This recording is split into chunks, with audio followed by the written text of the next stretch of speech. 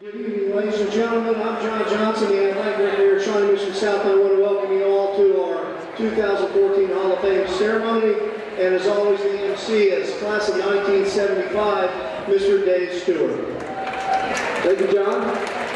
First off, we'd like to recognize Hall of Famers here tonight who have already been inducted. If you could stand up when you hear your name. Somebody might have to help the first guy out. Greg Gurley. Coach Bill McDonald, stand up please. Ted Staley, Scott Lucian. Our presenting coaches here tonight, Mike Naster, Bruce Bowe, and Ryan Lauder. Athletically, we now live in a world of specialties. Coaches don't always want to share, so kids end up playing one sport all year long. Our first Hall of Famer refused to pick.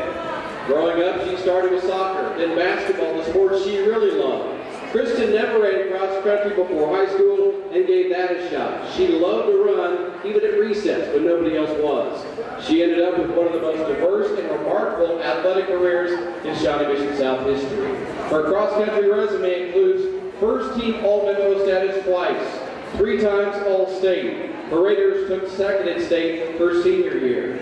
She started 3 years on the Raider basketball team for Coach Miller, led the Sunflower League in scoring as a senior, again first-team All-Metro. South took 4th in state her sophomore year. The heavy lifting came during track season as a 15-time state medalist. The Kansas City Stars selected her as the track athlete of the year in 2008. 6A state champ in the 800 and Anchor Lake for the 4x8 relay that set a state record for all classes. That record still stands today. The magical baton is out in the hallway in the trophy case. At the state meet, she ran the 400, the 800, the 4x4, the 4x8, all the same day. She ran 4 events because they wouldn't let her run 5. She did it because the team needed her. She wanted to get as many points as possible. She nearly lifted South to a state title by herself, finishing 3.5 points behind.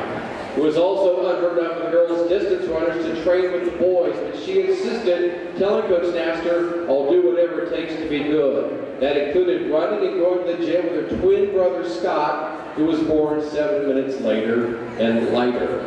She never liked to lose to Scott, especially in basketball. The knockdown dragouts in the driveway were ended before somebody got hurt. Scott's right hand is wrapped tonight. I have a feeling there was something happening in the driveway. As a Division I athlete, she tried to carry on with 3 sports, but eventually settled on running at Arkansas. She was a 4-time All-American in track, set a conference record in the mile, and still holds 2 Razorback records. She was also SEC team champion in cross country. One of the great things about college is all the people you meet from other places with different backgrounds. She discovered, unlike a lot of her teammates and classmates, her high school experience was amazing. She loved South, being in a place with nice people who worked hard and laughed harder. She is currently getting her master's at Cal State Long Beach in nutritional science, a fancy name for dietetics, and training for the 2016 Summer Olympics as a miler. Proud to even be considered, honored to be inducted tonight. She'll also receive a picture from the day she was given the Dirk Oaks Scholar Athlete Award. And it only seems right that a South homecoming queen who went to Arkansas, our 3rd South turned Razorback, would have to do the Woo Pig Suey cheer with the help of the student section and her twin brother Scott. Not the whole thing, but give us Woo Pig Suey. Ready? Everybody stand up. Here we go. Woo Pig Suey Razorbacks. Nice job, Scott. Kristen Gillespie, our Hall of Famer in the class of 2008. Nice job, student section. Very nice. A lot of times high school kids feel a disconnect between what they're doing and the big picture, what will happen in the real world. Some of the lessons learned at Shawnee Mission South still serve our next Hall of Famer. In fact, they shaped his life, his career, his beliefs. He was like Kristen, athletic and active growing up, playing lots of sports, tennis, football, baseball, basketball, and diving. Kurt focused on the ladder at South, but ended up being trapped behind one of the best divers in the nation, Pat Purtell. As a junior, he lost to Patton District by 30 points, by 15 at league, and he told 3 people, his parents and club coach, "I'm going to win state." He was never a big goal setter, but kept telling them and himself, "I'm going to do this. I'm going to win it." Not only did he win a state championship, but his score was 5:22.25. That was a state points diving record that stood for 30 years. He won because he believed in 9 words. He who fears being conquered is sure of defeat. He who fears being conquered is sure of defeat. In other words, don't be afraid. Go for it. He did. A lot of us saved the Sports Illustrated that had him in the back, and the faces in the crowd section, because it was so cool that a kid from South was in Sports Illustrated. I still have it at home. I might need him to autograph that. He won his 2nd state title as a senior in 1976. Kurt's specialty was a front 2.5 pike, anything that involves spinning forward. There's no doubt he was better because of the great internal competition with Pat Bertel and Jim Schultz, whose memory today was tremendous mechanics that our Hall of Famer had. Those 3 really pushed each other as teammates. Even though our Hall of Famer was a 2-time diving champ in the Big 8 and assistant coach at KU, when they won a conference title, the memories that stand out the most are the ones he made right here at South. He's using his degree from KU as a physical education teacher at the elementary school level in Texas, north of Houston, getting kids to move their bodies and to build confidence and self-esteem. He's so honored to be inducted into the Hall of Fame, but as over-the-top happy as he is, his dad is twice over-the-top. Dad is here from Arizona. Coach Bone was new to South Swimming in 1975, and he recently ran across an All-American certificate that we will present him tonight. Now, if the student section would help out again and help this KU grad maybe wave the weed for him one time, because he is still a big Jayhawk fan. Please welcome from the class of 1976, the first ever from the swim dive team, Hall of Famer Kurt Anselmi.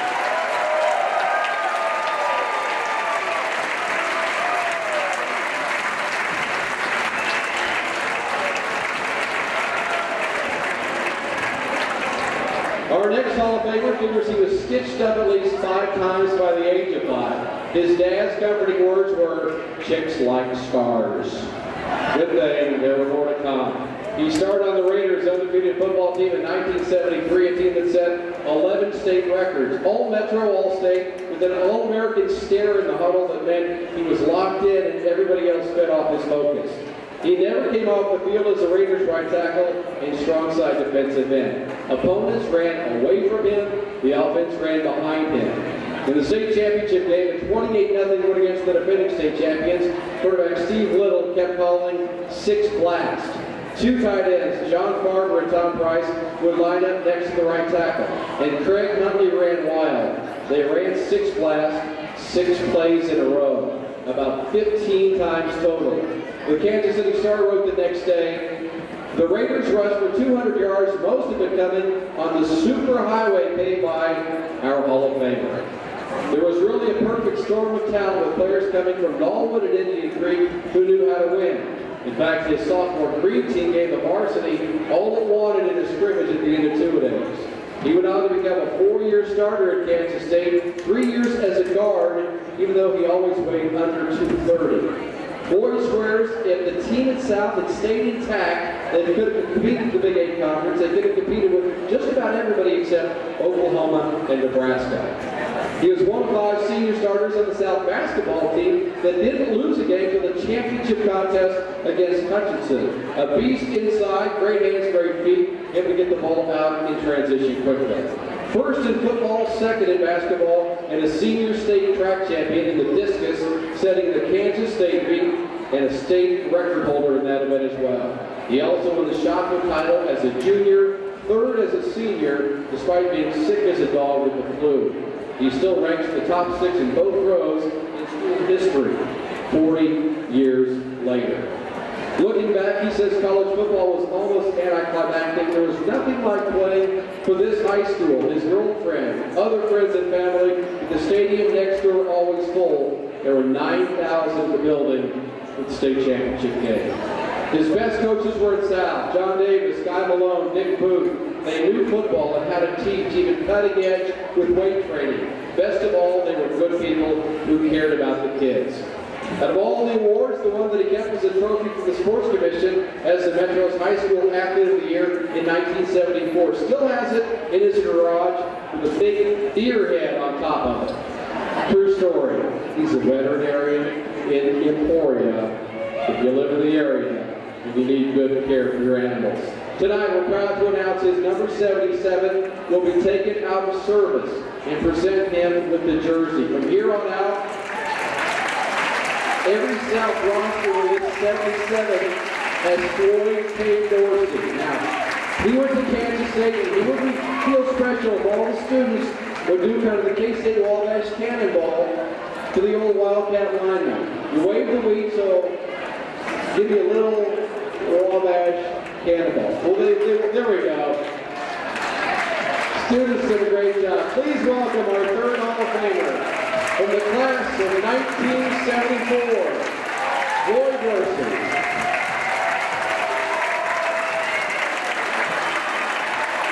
All the Hall of Famers will be available in the South and the gym for quick meet and greet before the second half begins. Thank you for your attention.